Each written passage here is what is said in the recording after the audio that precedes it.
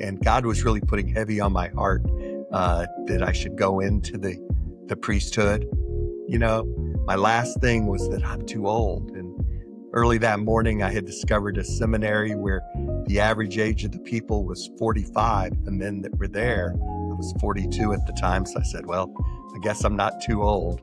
But then the next day on Sunday, I went into Mass and I was lecturing, and a guy came up to me, a friend, a guy that I knew well, and he said, hey, I got to ask you a question. Have you ever thought about being a priest?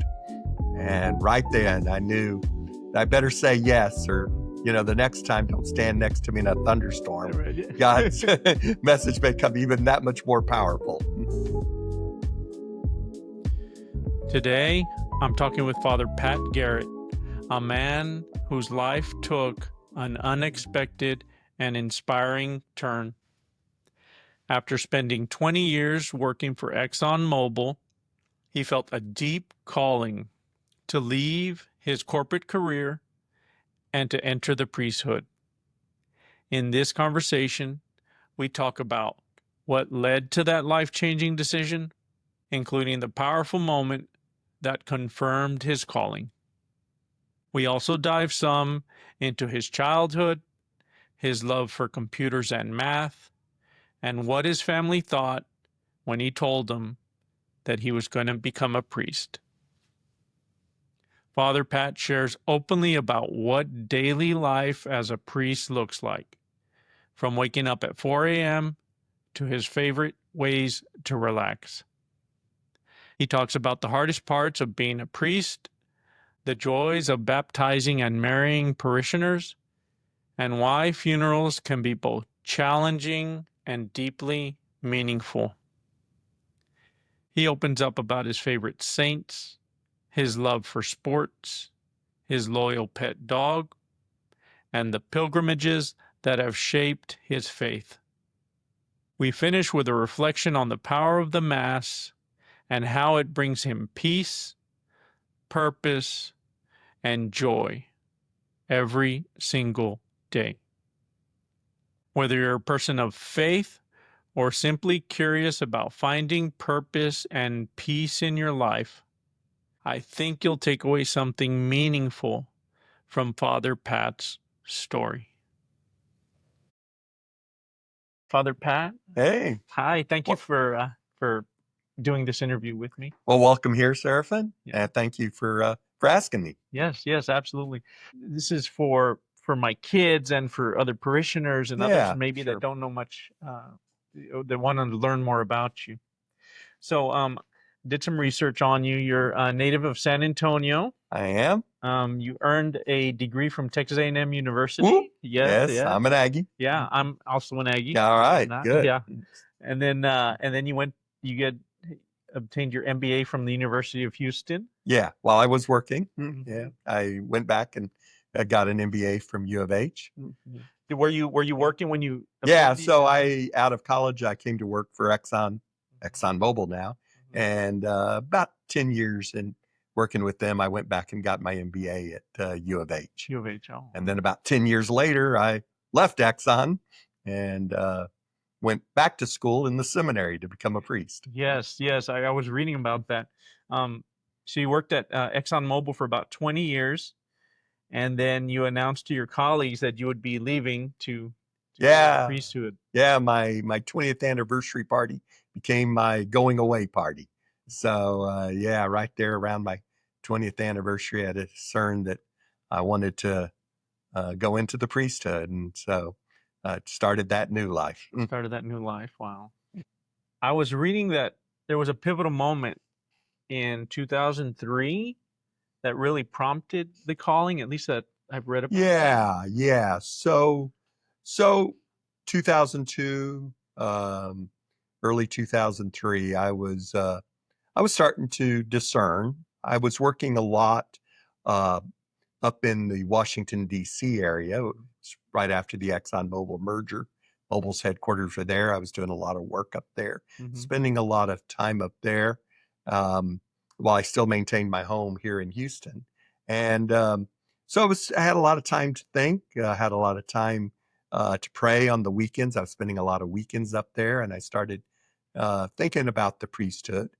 And then uh, there at the beginning of February, it was the time of the Discovery accident, right? When the space shuttle went down. I kind of just spent the whole day um, watching that, and God was really putting heavy on my heart that I should go into the priesthood.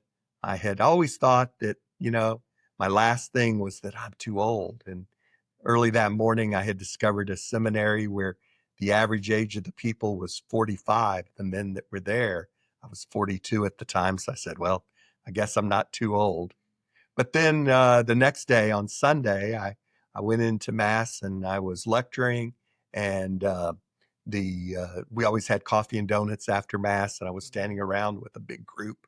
We were all talking, and a guy came up to me, a friend, a guy that I knew well, and he said, "Hey, I got to ask you a question." He kind of pulled me over to the side and he said, "Have you ever thought about being a priest?"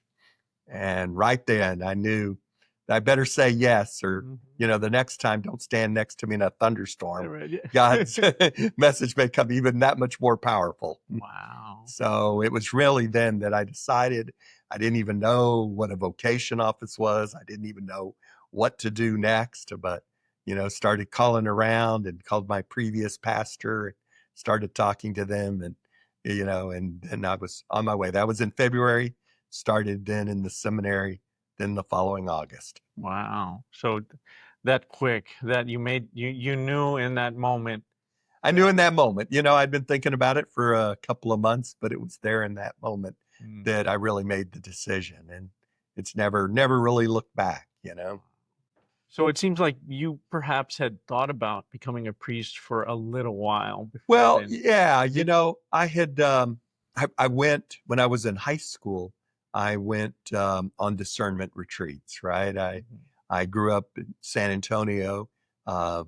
Went to high school there, Central Catholic, which is run by the Marianist, and there's a university there in San Antonio, St. Mary's, that's run by the Marianist. And so I'd gone over to their house there at St. Mary's a number of times with the novitiate and with them, and just talked and discerned about it. But I decided at that time that I'd wait till I was out of college before I made a decision. Well, I waited till I was out of college, 20 years out of college, but it just finally took that time, right? You feel like you're unworthy, and your faith has to finally get to a level where you realize everybody's unworthy, and that if God's calling you, God's calling you, and you just have to respond yes. My like I say, my wife and I uh, are parishioners here. We have children, and I'd asked my kids, I'm going to interview Father Pat. Is there anything that you may want to know about him? So one thing they wanted to know was, what were you like as a child? What was I like as a child? That's a good question. I was very saintly. No, no. I've always liked sports. I'm size wise and all, I'm not great. I like to play basketball. I was never really good at it. But I've always enjoyed watching sports, always enjoyed getting involved in different sports. And so I did a lot of that. I enjoyed it. I've always enjoyed learning, right? So I would study a lot. I'm not a great reader. I wasn't, especially as a child. I guess I tended more to enjoy math and sciences than reading and doing those things. So I tended more to that. Even at a young age in high school, I really decided I wanted to get involved with computers. And of course, in those days, computers were not, they weren't as prevalent as they are today, right? And so in high school, we had a little small computer. It was the size of a little closet, right? Okay. In fact, that's where they kept it, was a closet. It had 12K of memory, right? So things now have gigabytes. I mean, this is just a little tiny bit of memory. You can't even comprehend that memory. And it filled a closet, right? And so But that's where I fell in love with computers. Get on and you program it, with ones and zeros, and punching in the ones and zeros. I mean, it's kind of unbelievable how we would program and do things. But early on, I had that interest in computers. And so that's where I went on to college, got my degree in computing science, and, and then went to work for Exxon in computers, working in, my first job was what they call a systems programmer. And that was kind of a real techie programming kind of job where you tried to run these big computers that would run all these different things. And we managed the software that was at the heart of it, at the guts of those big computers. Wow. So you enjoyed computers when you were younger. You followed that passion to college, and then you started at Exxon. Yeah. I always had an interest in math, and was always doing things with math and all. I got interested in little calculators had these little programming things, and I can remember I used to do all these little programs for my dad. He worked in personnel and with benefits, and I would write all these little programs for him where he could calculate people's benefits and do all sorts of things. So I was always kind of playing around with math and computers and those kind of things as I got into high school, and then took that on into college. Dovetailing off of that, so you grew up in San Antonio with, did you have any siblings? Your parents? So I have, there's four of us. I've got an older brother and an older sister. My older brother is 6 years older. My older sister is 5 years older. And then I've got a younger sister who's 2 years younger than me. And I also have a brother who died at 2 days old, who's 3 years older than me. So I never knew him, but always like to remember him. He is part of our family. So, okay. What did your family think when you decided to become a priest? That's an interesting story. So, like I said, I discerned on a Sunday, and then on Monday, I went out to lunch with the person that I usually went to lunch with, and I don't know why, I kind of told her the story, that I was really thinking about becoming a priest, and she got all excited. And it probably had a lot to do with the fact that I was going to be a priest. And then that evening, I called my parents, and it was the most awkward conversation, right? My parents were just quiet. And I told them the story about, the coworker that was all excited and everything and all. And I hung up the phone, and maybe 20 minutes later, my parents called me back, and they were like, well, we didn't know how to react, right? We didn't want to give you the impression that, we didn't want to influence your decision. I said, Mom, I'm 40, you're not going to influence my decision. And they were very excited. And then we had been planning, so that was in February, and we had started planning my parents' 50th wedding anniversary, and that in September. And so then in September, I was already in the seminary when they had the party. And my dad was getting up talking about, all the children and everything. And when he started talking about me being in the seminary, he kind of teared up a little bit. And, that was kind of my final affirmation that they were, really proud and really joyful that I'd made this choice. You think they were surprised by your decision, or yeah, that was why they were so silent, right? I had, of course, this was February. So at Christmas, when I had gone home, I had dropped some hints that I was discerning. My mom would later say that she didn't catch on. My dad said, oh, maybe we did. But, I would say things like, we ought to do more than just pray for vocations, right? There's something, I feel like there's something more that I should do than just pray for vocations. And that was while that time that I was discerning, right? That was going on to do more than just pray for vocations, that I felt it in my heart.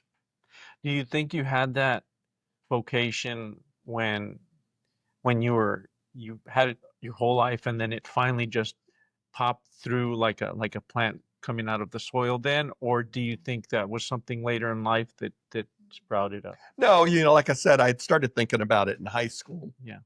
And yeah, I think I did. I think God has a plan, and um, I think he was calling me since high school.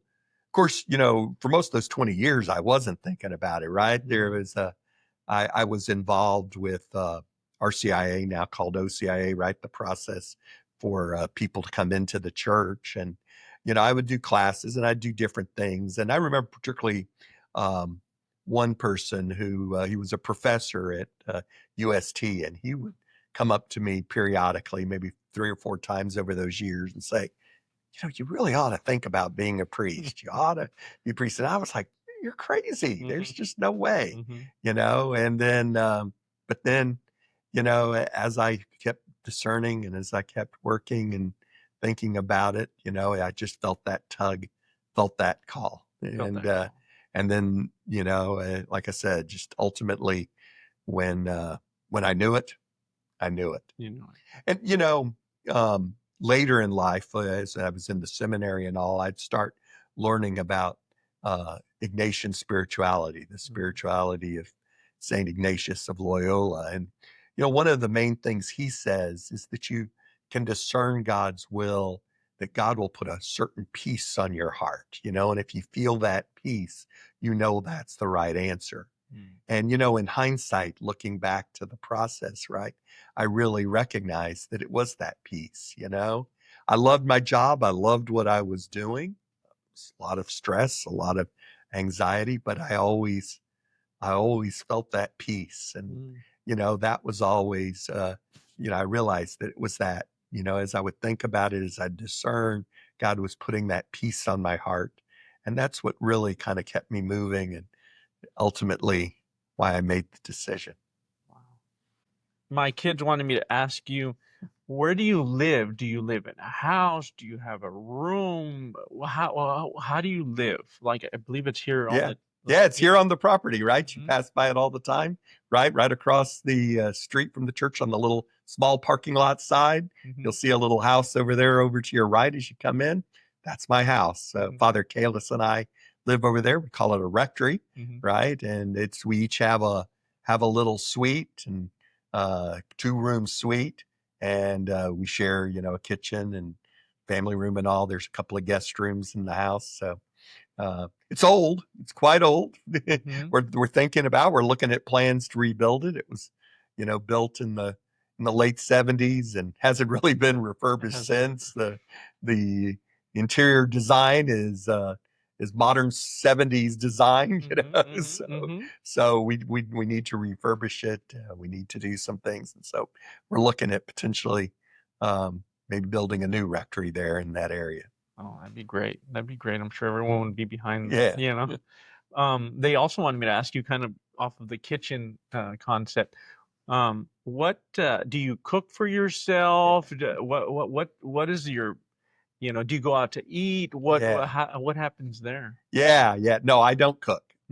Father Kalis cooks a little bit. He's usually cooking something, but I don't cook.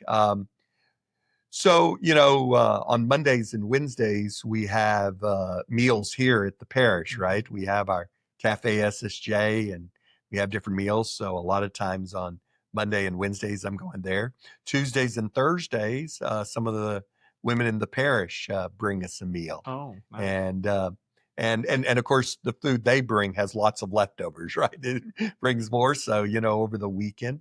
But then I do eat out often, go out with parishioners and have various meetings in the evening and things like that. So I wind up, yeah. I think you also have a dog. Is that right? I do, Kaylee. Yeah. Tell me about Kaylee. Kaylee. Well, so right after COVID, a parishioner came up and was asking about my prior dog. I'd had a dog that died right before COVID.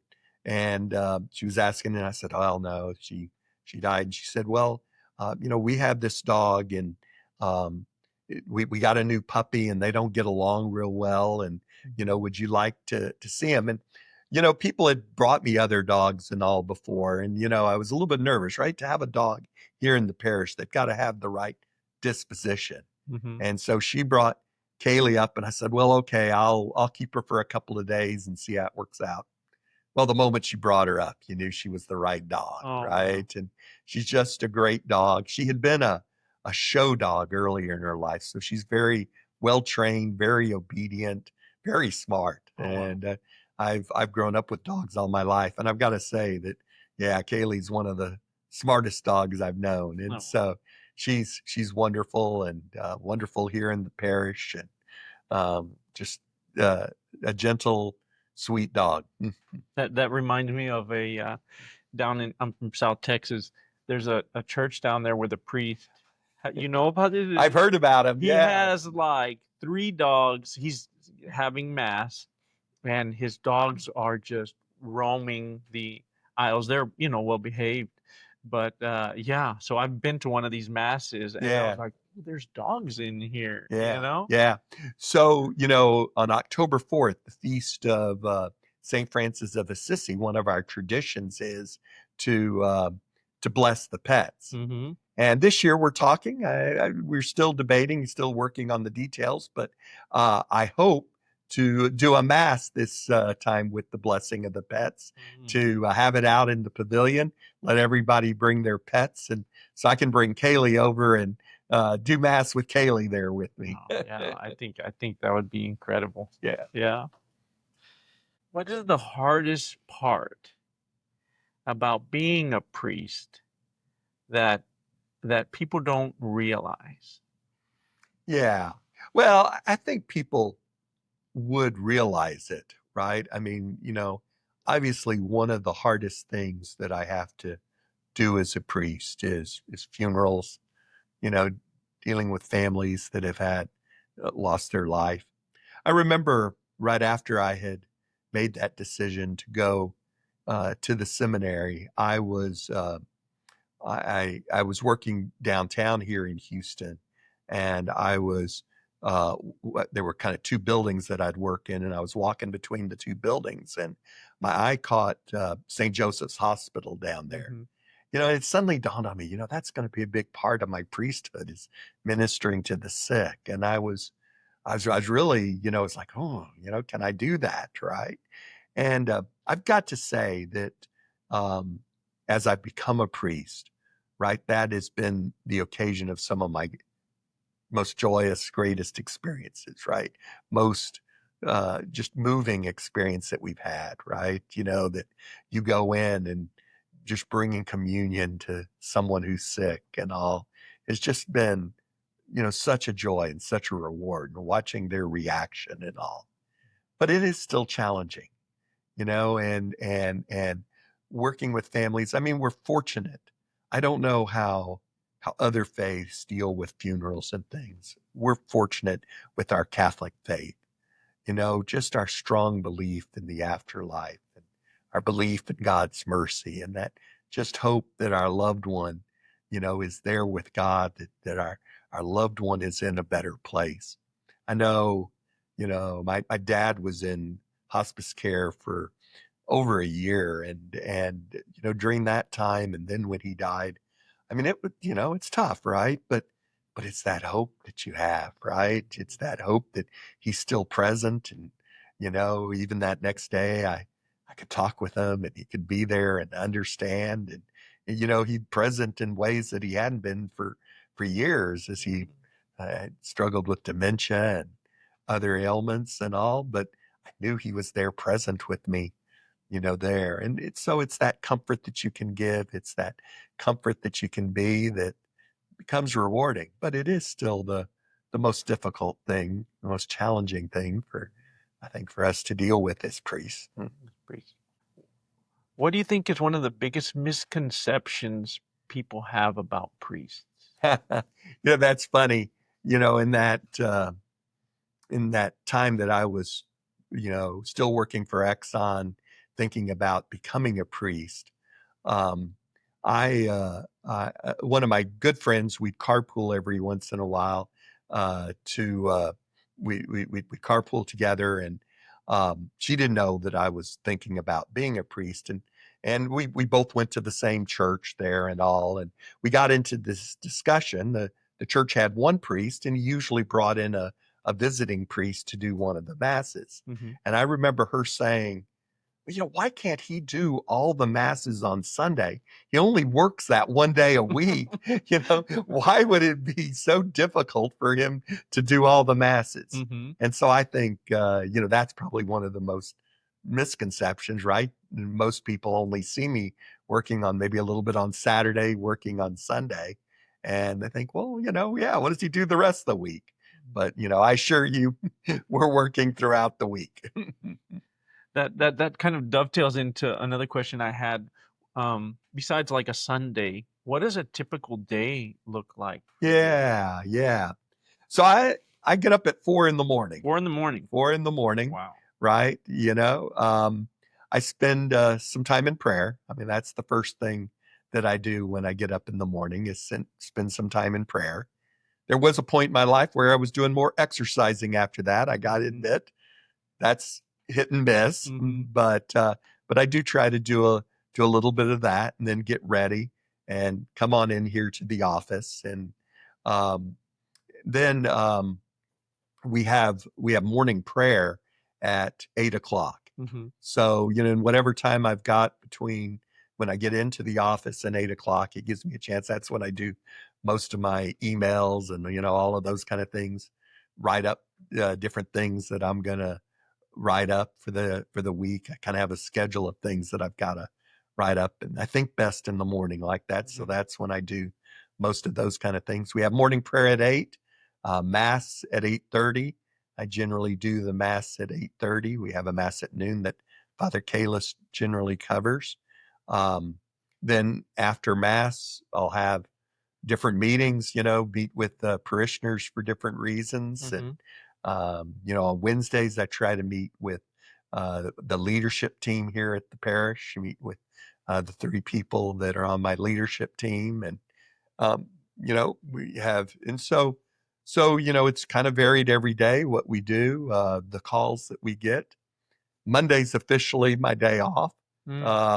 But I do come in and do mass. I'll usually do the 8:30 mass and then have a little bit more time to kick back. I might come in and do a little work, but go and try to get some rest, relaxation some way, maybe go see a movie or go take a long lunch or do something to just kind of rest up a little bit. With that was something I wanted to ask you. What do you enjoy doing?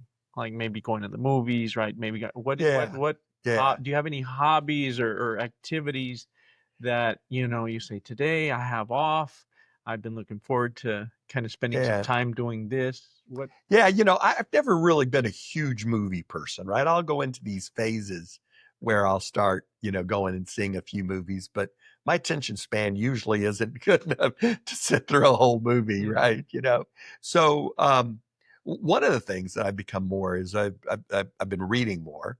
I really do enjoy reading about our faith and reading theological books and reading things like that. And so that's where like on Mondays I'll go just someplace quiet and have like a long lunch and just read and kind of understand. That's one of the things that I do. I'm a news junkie. I like to watch news, listen to news reports and all.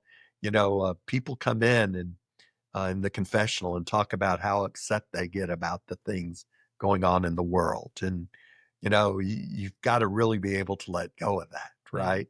And so I love to listen to the news to understand it, but realize I can't affect it, right? And when it comes to politics or anything, I find it intriguing and I find the stories, but it's not like I'm going to solve any of that, right? I can't get frustrated by what's going on, good, bad, or indifferent, right? And so be able to let go. So I do a lot. And then, as I said, all my life, I've been kind of interested in sports. I haven't played them much, but I like to watch them, football, basketball, baseball, all of those. And so, when I have do you have the a chance. favorite team that you follow? Well, yeah. So I'm an Aggie, right? Yeah. So I follow A&M quite closely. I I have season tickets to A&M football games. Oh, wow. I have season tickets to Texans football games. Both of those came about before I went to the priesthood. Oh, Now, really? Okay. now, obviously it's hard to do that. I was back right before we started talking. I was trying to look to see which Texans games I might make, and Oh, it's maybe two or three. A&M, I think I'm in like just one game that I think that I'll be able to make. So, I don't get a lot of chance to go to the games, but I like it. And then of course I follow the Rockets and follow the Astros, and as much as I can. Mhm. Maybe I don't watch them as much as just follow the stats and follow what they're doing. Mhm. Have you ever been to Rome or met the Pope? I've been to Rome. I've met the Pope, like, millions of people out in the plaza have met the Pope, right? So I've never been personal with him, right? I've been out on the plaza. I guess I'm getting ready to take my sixth trip to Rome. So and have been at his audiences and have come close, as he passed by, but that's the closest I've ever gotten. Um, yeah, I'd like to say that our American Pope, the Pope Leo, is let's come on in, let's have a chat. But I'm not a White Sox fan, so. Oh, I see. I got you. Did you, was it Pope Francis or Pope John Paul that you've kind of seen close? Yeah. So I guess Pope Benedict I got the Benedict. closest to, right? One of the audiences, we were able to get tickets up on the plaza, right? Okay. So I had front row seats to him, and after the mass, he'd make the rounds of those. So I really thought I was right there on the front line. I really thought, he'd come by and I'd be able to reach him. But on the other side of us were a group of couples that had just gotten married. And all the brides were there in their wedding dress and everything. So he wound up spending most of his time over there. And so when he came by us, but that's the closest I ever got. Interesting story, while he's over there on the other side of the plaza, we're taking pictures of, him with all of those couples. And I get back, and my first assignment was at St. Edward's here, just south of us. And I was talking to a couple there, and they said, yeah, they had just gotten married and they had gone to Rome right after their wedding, and they had been there on the plaza, and were there, and they were able to shake hands with Pope Benedict. And I was like, when was that? Yeah. It was that same day. I pull out my phone, we're looking through the pictures, and there they are. Really? Yeah, They were on your phone? They were on my phone. I had a picture of them shaking hands with Pope Benedict. So they got a close contact. Wow. I didn't. Yeah, and that same trip, so there was a couple. This was a couple of days later. Pope Benedict, after that appearance, had gone down to Castel Gandolfo, right, the summer home. He was there, and we had actually taken a trip down there, and he didn't come out and do an audience, but we had looked around and all, and they said, yeah, the Pope was here and all. And then like the next day we were back, so we knew he was down at Castel Gandolfo, and people were standing out on the plaza waiting for his noon message. And we were like, oh, he's down in Castel Gandolfo, there's not going to be a message here. And we got to talking to a group of people that were there, a couple of couples that were there, and one of the ladies said, I know you.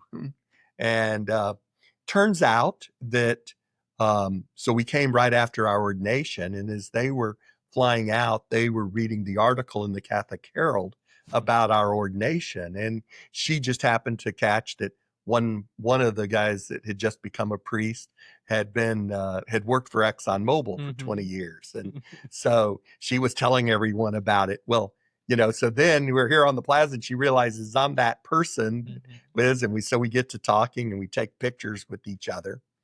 Then after I came here to St. Simon and Jude 3 years after I was ordained, and we were having some potluck dinners to greet and meet all the new parishioners, and this lady comes up to me and says, do you recognize this picture? She was a lady that I had found that I'd met on the plaza there in Rome. She's a parishioner here, and she had a picture of all of us there on the plaza there in Rome. So it's just such a small world. It's really weird that on that trip, right after I got ordained, I ran into two couples that I would later minister to as a priest. Wow, that is a small world. Yeah. So you had her on your phone, she had you on her phone. Yeah. So right. So each of the couples we had the shared pictures of each other. I don't know. I don't know exactly how it works, but some priests are sent to other countries, to other places. So like Father Kalis. Yes. Right. So that if you were to be sent anywhere, I don't know if that's if they can do that to you, but if they were to send you anywhere, is there a particular place that calls to you? Yeah. So first off, they won't send me to another place. They won't. Right. So there's two kinds of priests. There's diocesan priest, and a diocesan priest is in that diocese. Okay. So when I take my vows, I take my vows to be obedient to our bishop here, and he will assign me here within the diocese. Now, there is some flexibility there that I could ask to be moved, or he could ask me to go to another diocese, but generally I'll serve here in Galveston, Houston, right? And then there are order priests, and order priests are with their order, like Jesuits or Dominicans or Franciscans, right? And they're worldwide organizations. Is there anywhere you would like to visit or? Yeah. So, I mean, this is I lead a pilgrimage each year, right? And so we're always talking about where to go on those pilgrimages. And we've been to a lot of places in Europe. So I've been to Jerusalem 6 times. Like I said, I'm going to be at Rome 6 times. I've been to East Germany and West Germany, the eastern part of Germany and the western part of Germany and Austria and all around that place. Done a couple of trips to Spain and France, Lourdes and that area, northern Spain, been to Fatima, I took a trip to Ireland. I've been to England. Still haven't led a pilgrimage there. So, each year we kind of try to figure out where that next pilgrimage is. And so we keep talking. We'll probably go to Ireland, or we're thinking about that. I haven't led a pilgrimage to Ireland. Nice. We with my seminary classmates, the guys that I studied in the seminary with, we were all ordained in the same year in 2009. We have an annual reunion where we all get together. And here lately, we've been going to this ranch outside of France, but we developed this habit that every 5 years we visit somewhere outside of the country, right? So after 5 years, we went to Rome. After 10 years, we went to Greece and did the footsteps of St. Paul. And then last year, I celebrated our 15th anniversary, and we went to England. And when they were deciding where to go, I was like, England, why would I want to go to England? I mean, there's not a lot of Catholic there, but it turned out to be one of the best trips for the renewal of my priesthood, because there in England, we got to learn about the martyrs there in England, right? The priests that were persecuted by Henry VIII and Queen Elizabeth and King James, and how they went about trying to do the mass and bring the mass to the people, even under the threat of being tortured to death and being killed. And as I was there, I said, I thought about it, and I think I could be a martyr for the faith. I think I could be killed for the faith, but I don't know if I could be tortured for the faith, right? As you learned about the torture and you learned about what they were going through, I'm not sure I could say that I would have signed up for that. These guys would go off to France to study in the seminary, knowing that they would come back to live this life in hiding, trying to do the mass in secret. And when they got caught, which most of them were, they would be tortured, died. I don't know if I could sign up for that. Wow. And it really made me appreciate my priesthood and the real meaning of my priesthood and how, these people valued the priesthood so much that they would go through all that just so they could be priests, just so that they could say mass, just so they could bring the Eucharist to the people there in England. It was really a moving trip. Wow. Is there a particular saint in our faith that you're drawn to? Yeah, I've got a couple that I'm drawn to. They're relatively recent saints. They've been canonized since I've gone to the seminary. One is Saint Andre Bessette. So Saint Andre Bessette um, wanted to come and serve in an order, wanted to work in an order, but he was kind of sickly, kind of frail, and finally he was up in Canada, up in Montreal, and finally the Holy Cross brothers said, "Well, yeah, come on, you can come join." But they said, "Well, but the only thing you can do is be a doorkeeper." And so he was their doorkeeper for years, but he just did it with such reverence and such holiness that people started being attracted there, such hospitality, right, with it. And he developed this devotion to Saint Joseph and wanted to build a chapel, an oratory to Saint Joseph.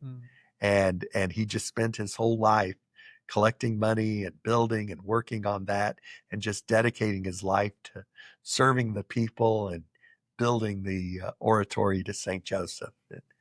Just really remarkable. The other one that I've come to know is Saint Damien of Molokai. So Molokai is an island in Hawaii. There, it's the leper island. So it's where they would send people for lepers. And he volunteered first. He's from Belgium.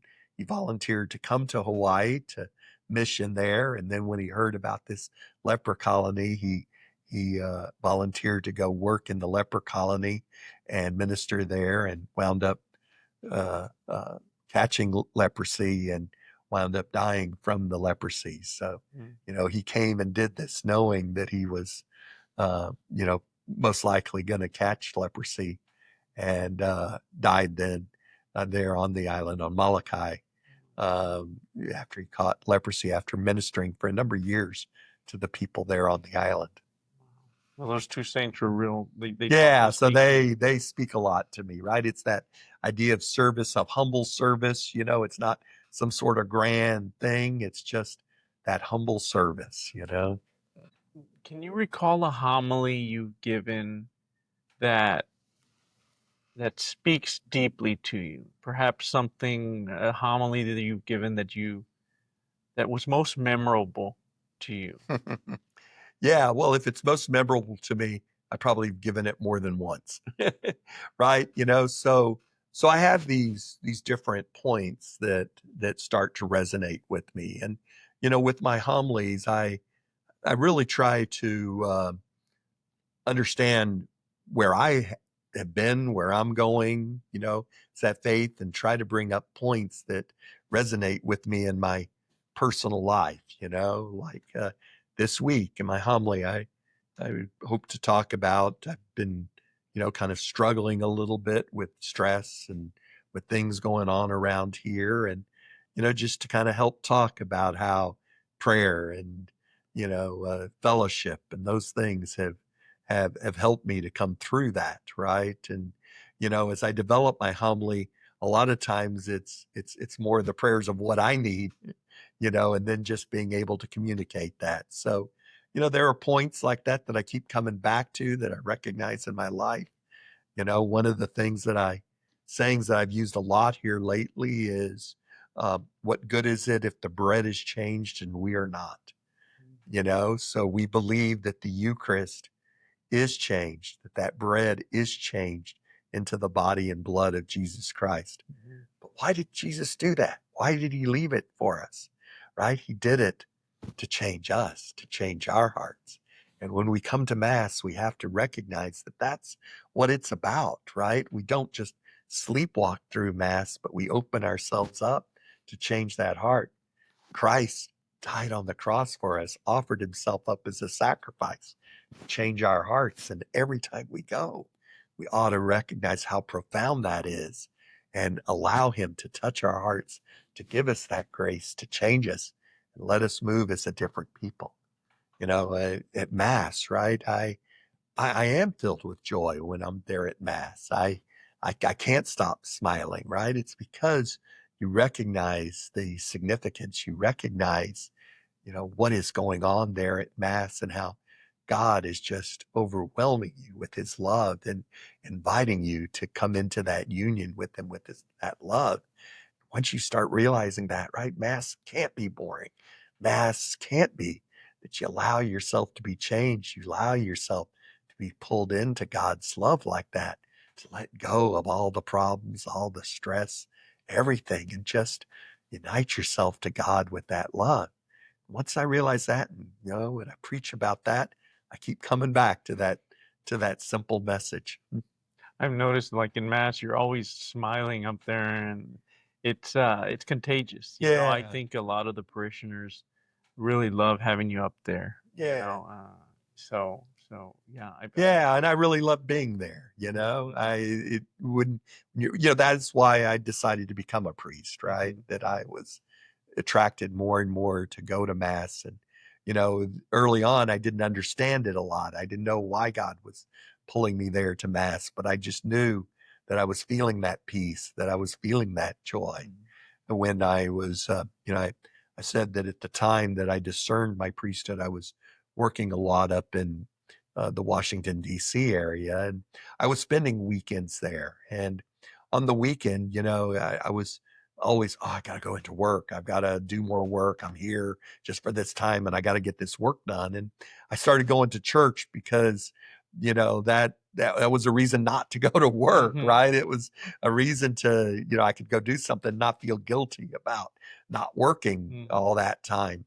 And I'd kind of abuse it. I'd go to 3 or 4 masses on a Sunday, Oh. but I started, just feeling that love and feeling that attraction and wanting to do it. And that's a lot of what brought me to the priesthood, is because I wanted to say Mass every day. I wanted to be there and be at that Mass and have that as part of it. And that is the rewarding part of being a priest, is just being able to say Mass, to recognize, when you say, this is my body, this is my blood, it's, you're there in the persona Christi, you're there in Christ. And there's nothing more glorious that you can do than that. When my dad was growing up, from South Texas, he grew up in a small town. There's the one yellow blinking light, Yeah. and his parents, they really wouldn't go to church. And his dad died when he was about 16, but my dad would walk. They wouldn't even go to church. My dad started going to church on his own as a teenager. He was like 16. He would walk to church, uh, and there's maybe like 15 people in mass, and then he would walk back home in the desert in the heat, and the church stayed a part of him for his entire life. And I always think, why did he do that? I mean, how many kids would actually Yeah. go and walk to Right. church today Right. without their parents Right. forcing them to go? And my I suspect, what I tell my kids is that grandpa, the church would bring him comfort. Hmm. It would bring him peace, and I think that's why, he would do that. Yeah. Right. People start feeling that mystery. They don't understand it, right? But that mystery touches them. And it obviously touched your dad. If you ask about him, even as he got older, he probably wouldn't be able to explain it, right? Mhm. I always talk about my mom, she, right, doesn't know the theology and things. We talk about some of those things, but she prays the rosary every day. She has to be at Mass, and she can't get to Mass daily now, but she used to, be there daily, and Sundays and all. And it's this draw to come to it, to the faith. And it's just the Lord's moving inside you. You can't explain it. You can't where it is. The beauty that I found now is I've become a priest, and a lot of what I like to read and study is, how understanding those mysteries and understanding how God is working and how I need to open up myself and where those mysteries are coming from, and that we've got to just keep surrendering ourselves and accepting the Holy Spirit and allowing that peace and love and joy to come out in our life. So as a priest, you've had lots of experiences, right? I mean, you get to see when people, you get to baptize children, do weddings, go to funerals. Is there a particular experience that was especially rewarding for you? Yeah, wow. You know, as I said, I I I really started discerning the priesthood, coming into the priesthood, as I got more involved with the RCIA, the Rite of Christian Initiation for adults, and I there was something about journeying with those people. And then, at the Easter Vigil, they would be baptized and received into the church and received the sacrament of confirmation. And that was just always so moving as I was journeying with them then.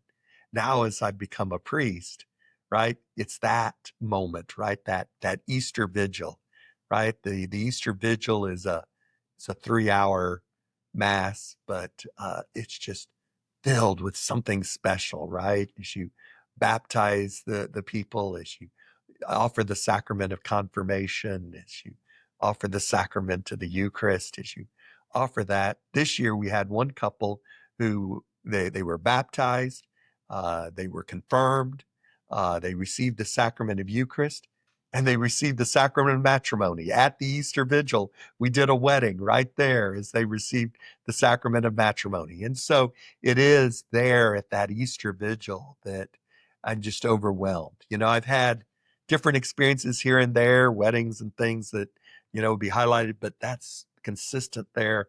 That Easter Vigil, that is the pinnacle of our faith life. That is the pinnacle of my priesthood, right? It's just that over exuberant feeling as these people are received into the church, as we renew our baptismal vows, as we go through and walk with Christ through his death and resurrection. Wow. Father Pat, thank you for being with me today. I was looking forward to this. I was very curious about these questions that I've asked you. I'm going to talk to my kids and kind of tell them everything you've kind of told me.